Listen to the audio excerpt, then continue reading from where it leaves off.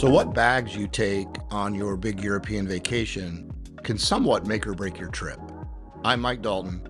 I'm a teacher and a traveler, and this is Dalton's Detours. So in about a week, I'm heading to Europe for a month. Austria, Slovenia, Croatia. Obviously, I got my hair shaved off here to prepare for the trip. I don't really want to deal with it, especially in the hot climate. I've had to spend a little bit of time really thinking about how I want to move around, really thinking about the bags I want to take to be able to get onto planes, trains, minivans. I'm going to be on all kinds of modes of transportation. Some of it on a tour, some of it as a solo traveler. So the bags I choose really have to kind of be minimal to a point, but I don't want to go as far as all the YouTube videos you might see about how to be a one-bag traveler. I just don't think that's realistic for me. And I don't think you really have to do that if you kind of want to have a regular trip without really narrowing everything down. But I would suggest packing lighter than you think. So I want to be mobile and kind of minimal to a point. So to do that, my main luggage will be kind of a larger carry-on size. Now I have the option to check it, or I have the option to carry it on. I specifically use the bigger away carry-on flex.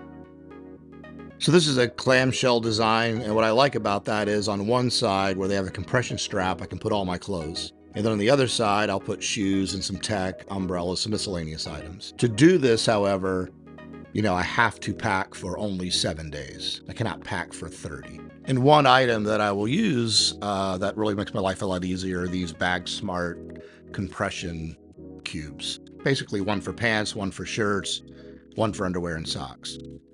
And so by doing that, I will pack for 7 days. So 7 to 8 shirts, 3 pairs of shorts, a couple of pairs of long pants, 2 to 3 pairs of shoes, plus whatever I wear to the airport. Which means I'll have to do laundry, so I'll do some laundry myself. I may use the hotel service. I may find a laundromat, but somewhere 7 days, 14 days into the trip, I'm gonna have to do laundry a couple of times. So that's bag number one. What I like about that carry-on is I have used it in America and flying to Japan as a carry-on. I probably will not be able to use it when I'm taking a flight in Europe. So it does give me some flexibility. Sometimes I'll check it, sometimes I won't, but it carries enough.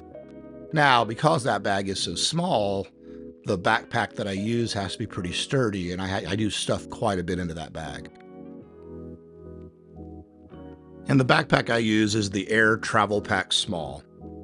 It's a little bit bigger than a personal item.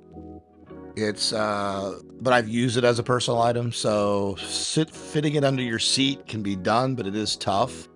So I've kind of had to sneak it up in the overhead when I can. It's a good backpack. It's AER. Highly recommended, and you can see thousands of reviews online for it. So if you're interested in one, check that out.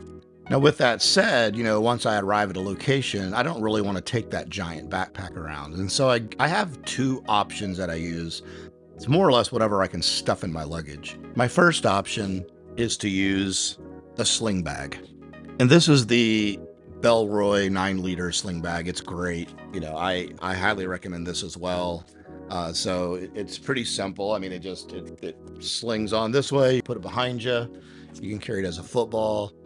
Put it up front if you're in a subway. And it keeps quite a bit in here. Now, doing YouTube videos and so on, I don't use giant cameras. I use my phone and a GoPro, so I can fit most of it in here on most days. The other option I have, and I don't know if I'm going to be able to take this one, we'll see, is this alpaca mini backpack. This is about 12 liters, and it's really, really good. It's nice and small. What I really like about this, being a kid from the 80s, I still often just throw the backpack on one shoulder. When you slide it this direction, as you will see, there's a zipper right here with all of the main things you might need. So it's a really good bag for that. It kind of acts as a little bit of a bigger sling bag, but if it gets too heavy, you do have 2 straps and it's fairly comfortable.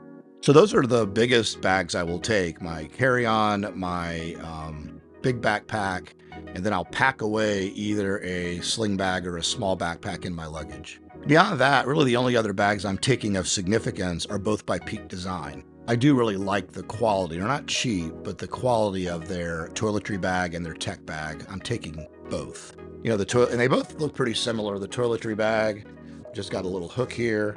What I really like about it kind of opens up like a clamshell. And I've even got this kind of bag here in case I do carry on. I can put this in my personal item, and when I go through security, I got all my liquids. The tech pouch is kind of that same style, that is an accordion shape, and you can see you can put your wires and everything else. All of these items have multiple reviews online that you can see, but they're all pretty high quality. None of the things I just described I would consider budget items. I like to spend a lot of my money on travel.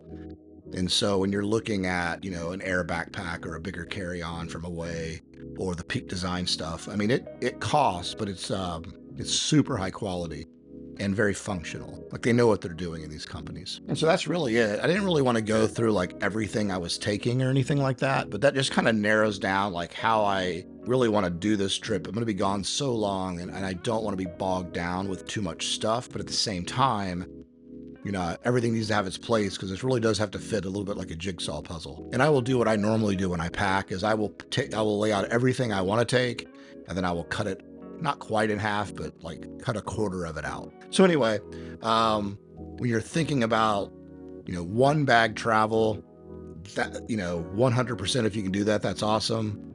I think this is just somewhere in between. It's somewhere between the complete minimalist and the overpacker.